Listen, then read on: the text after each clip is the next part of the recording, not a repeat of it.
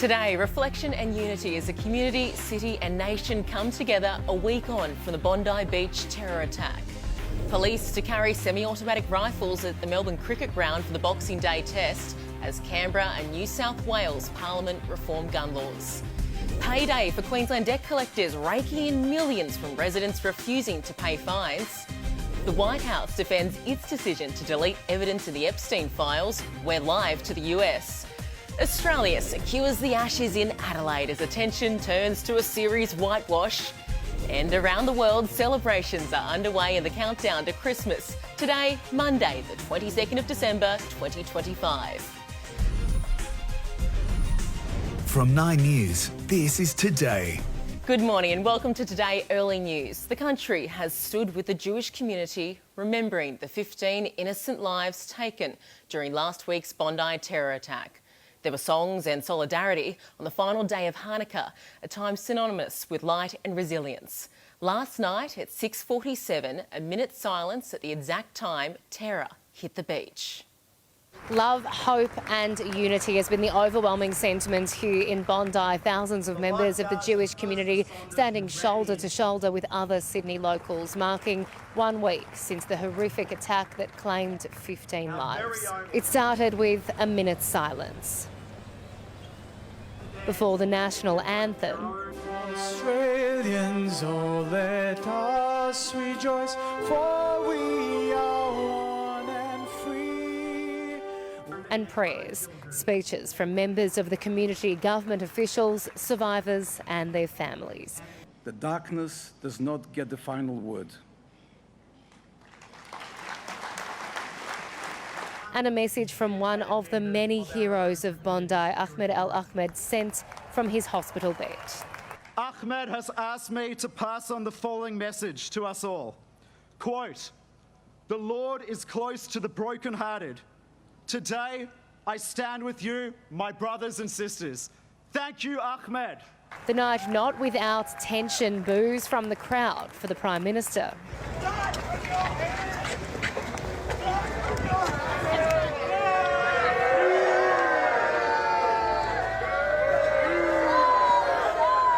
From the bottom of my heart, I want to thank each of you for being here tonight in solidarity with the New South Wales Jewish community on this, the 8th night of Hanukkah, this special night of unity and commemoration.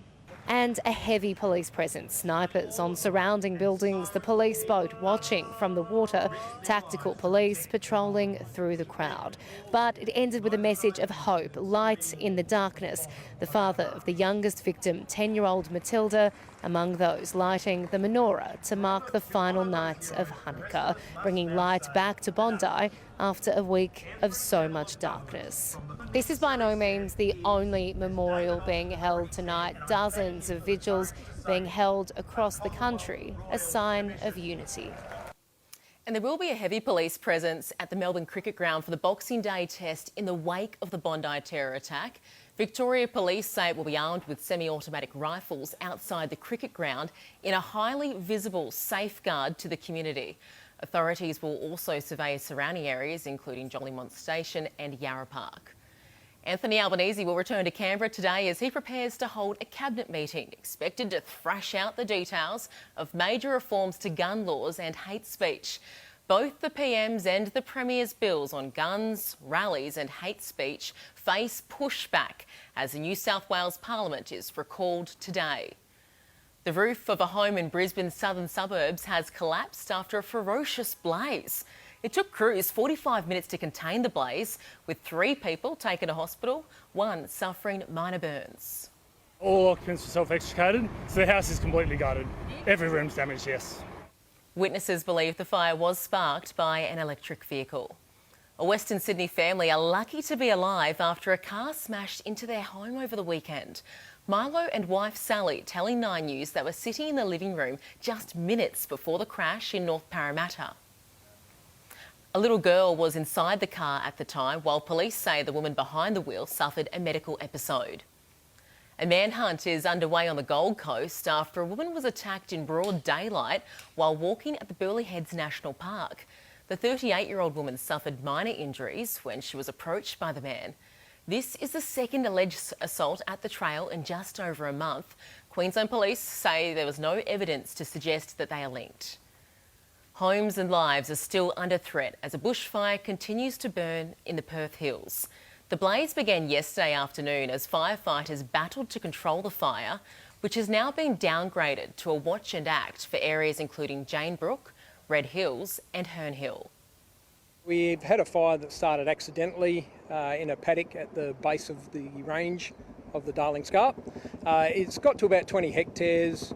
We've got some 40 units working on it currently. Residents are being urged to stay up to date on the Emergency WA website. Well, the US Department of Justice has defended its decision to delete several pieces of evidence contained in the Epstein files amid claims of a cover-up. Live to US correspondent Reid Butler in Los Angeles. Reid, 15 documents have been pulled from public view. What do we know about them? Well, the Department of Justice is this morning, Andrea, saying that nothing is untoward about the removal of these images. Democrats cried cover-up when these 15 photos were deleted from the Epstein files that were uploaded by the Department of Justice over the weekend. Among the photos, there's a picture of Donald Trump, a couple of pictures actually, in a drawer. Now, that photo was deleted, and that is why some were saying, well, why has it been deleted? Has a cover-up happened here?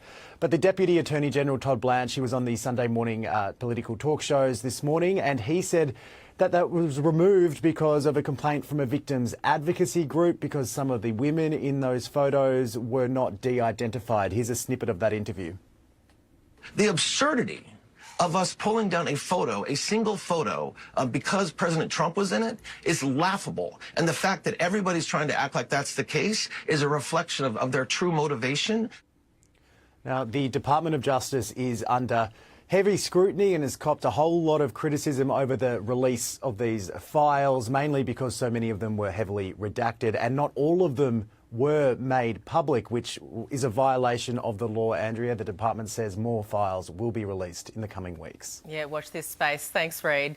The US has seized a second oil tanker and is reportedly pursuing a third in waters off Venezuela, according to the US Department of Homeland Security and the Reuters news agency.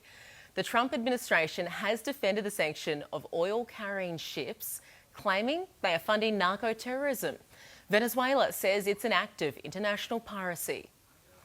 Marking the 8th and final night of Hanukkah in Jerusalem, Israeli President Isaac Herzog has delivered a message to Jewish people in Australia, saying Israel is with you.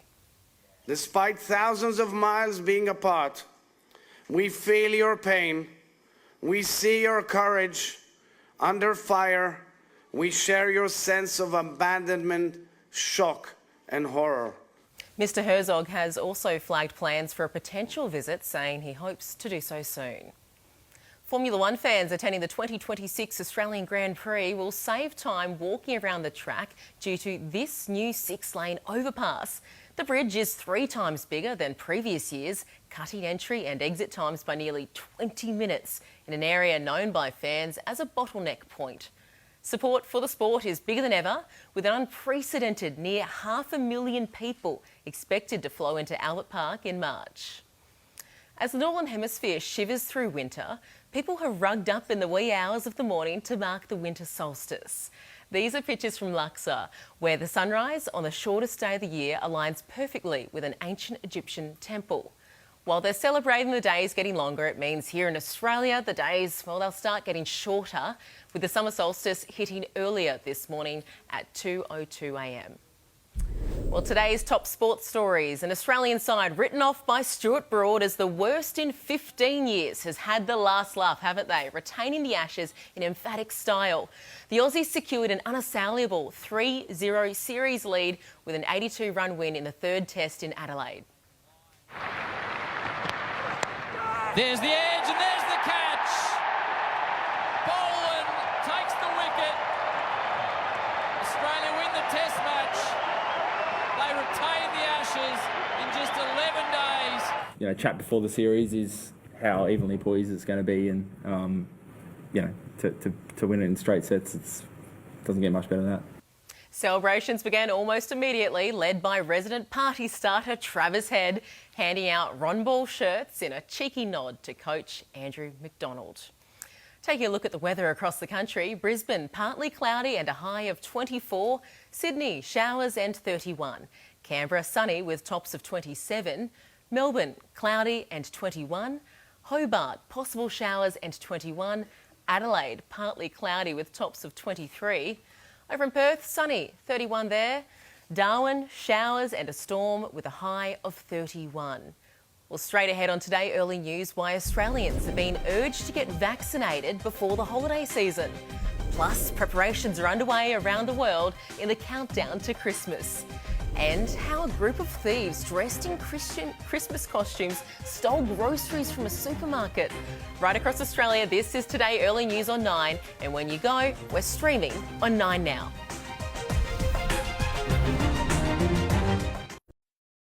Queensland debt collectors have raked in a whopping $477 million from residents who have refused to pay their traffic fines. This comes as authorities work to clear a $1.2 billion debt backlog. The state is on track to break its debt collection record in unpaid fines since July. Almost 500 vehicles have also been seized this calendar year.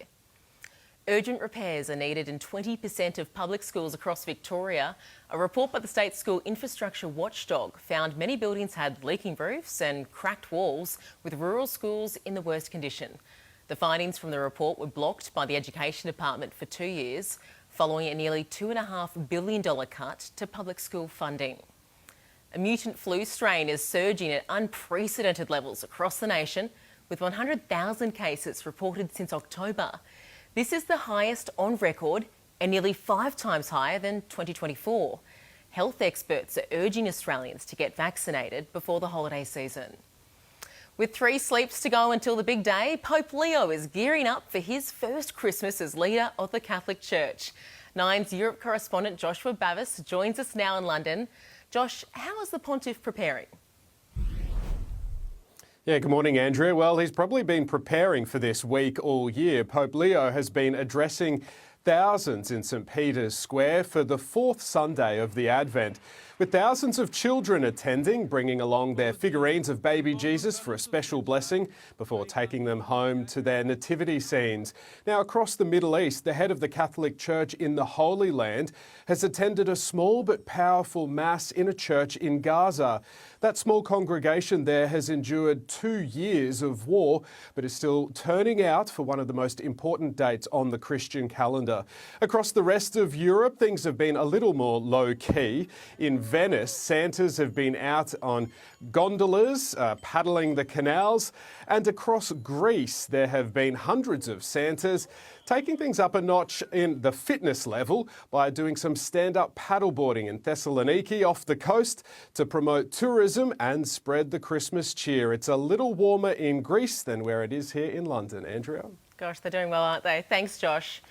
More than 50 violent criminals have been arrested as part of a police crackdown in Melbourne's north. 9 News was there as gunshots were fired and stolen cars driving dangerously were halted by officers.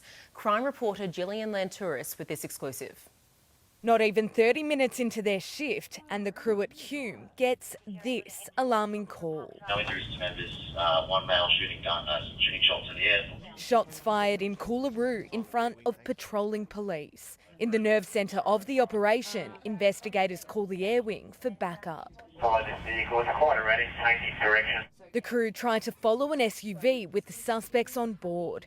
These police are ready, with eyes everywhere. This vehicle, we've had our polio have been able to follow into an area. It's gone into a residential area. 9 News was given exclusive access to Operation Nighthawk, a dedicated team tasked with keeping Hume safe while residents sleep. There are some dangerous, nasty criminals that are getting around. Ultimately, we just want to catch crooks. Spearheaded by local Inspector Olivia Freeman, with Police Officer of the Year, Superintendent Wayne Cheeseman. I think the community is really sick of people causing harm. We see it every day on the news, and really enough's enough. Out on the beat, it doesn't take long to spot a stolen car. Okay, it's not going to stop, it's going. The vehicle speeds off erratically, clocking speeds of up to 150 kilometres per hour. I think you got a police car behind it. 9 News is in that police car, and we tracked the offender to a Meadow Heights home, where a 15-year-old allegedly behind the wheel is hiding, but quickly sniffed out and arrested. We can't show you his face for legal reasons, but inside the stolen car, a balaclava. Vehicle crime, property theft, those types of things. Ideally, we want to prevent these offences occurring in the first place. Before the night's end, an Audi is seen travelling nearly 200 kilometres per hour through residential streets in Tullamarine. But the luxury car is no match for the stop sticks. Left-hand raised. Both hands are in the air. Excellent work for all members on scene. This 32-year-old man now awaiting his day in court. While police have looked through the car for any evidence, it will be towed away and forensically examined to see if there's any other contraband hidden within the Audi. Over 4 nights, 51 dangerous criminals were arrested for a range of offences, including stealing cars, dangerous driving and aggravated burglaries. We don't want these people in our community. We want everyone to be safe, and if they're coming out and they're doing the wrong thing and they're out to cause harm to people, we'll be out there and we'll do everything we can to stop you. The moment a car crashed and flipped has been caught on camera in Adelaide, with a 55-year-old driver ploughing into 3 parked cars. The driver was rescued from the mangled mess by police, miraculously unharmed. A witness describing the attitude of the driver after the incident. Yeah, he was pretty jovial actually. He knew what happened and he was apologising that he'd hit the cars and stuff.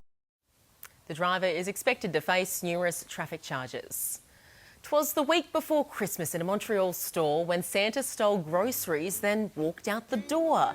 A group of thieves wearing Santa Claus and elf costumes stole cartloads of groceries from a supermarket, with an activist group later claiming credit for the heist.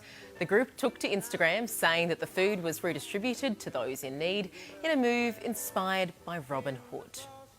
Well, let's take a look at the markets. On Wall Street, the Dow Jones is up 183 points and the S&P 500 is also in the green. At home, the All Ords closed up yesterday, 42 points. In London, the FTSE ended up. Commodities and gold is at $4,340 an ounce. Silver is at 67 and oil is at $60 a barrel. Well, coming up on Today Early News, a big concession from England as they watch their Ashes streams go up in smoke. Plus, Jordan De Goey's fresh motivation to win another premiership with the Magpies. And see the unlikely recipient of a Volunteer of the Year award.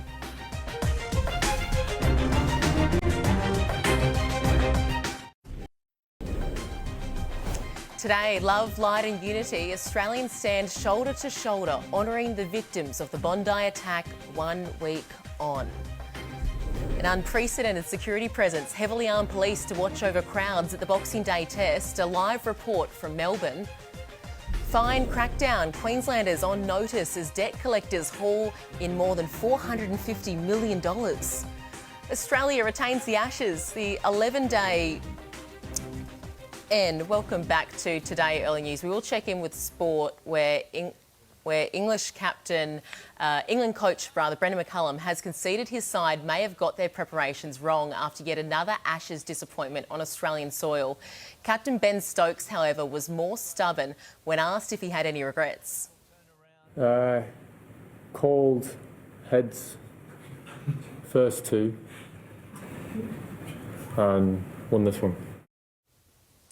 A frustrated Stokes labelled England's performance in the third test their best of the series, but it still wasn't good enough to beat the Aussies. The Hobart Hurricanes made light work of their chase, overhauling a 146-run target with 37 balls to spare in a dominant 7-wicket win over the Melbourne Renegades. Nikhil Chidori and Ben McDermott put on a match-winning 93-run partnership to seal the victory.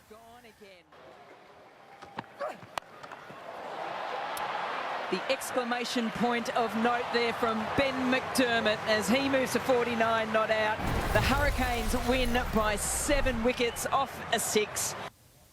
Chris Jordan starred with the ball, claiming 4 wickets to help restrict the Renegades to 9 for 145. Christmas came early for Collingwood star Jordan De Goey, with partner Aisha welcoming their first child, Tatum, during the off-season. The 29-year-old says fatherhood has given him a fresh lease on life, both on and off the footy field. Having a kid, it's such a different experience. You know, you've brought something into this life, and for the rest of its life, it's your responsibility. So that was a bit different for me. That kind of hit home. But at the end of the day, footy's my job, and I absolutely love it. So it's always got a special place in my heart. De Goey fronts up for pre-season training ahead of schedule, determined to chase another premiership with the Pies. Stay with us. Coming up, see the unlikely winner of Canberra's Volunteer of the Year award. And then it's time for Today, but first, your local weather forecast. This is Today Early News, live on 9 and 9 Now.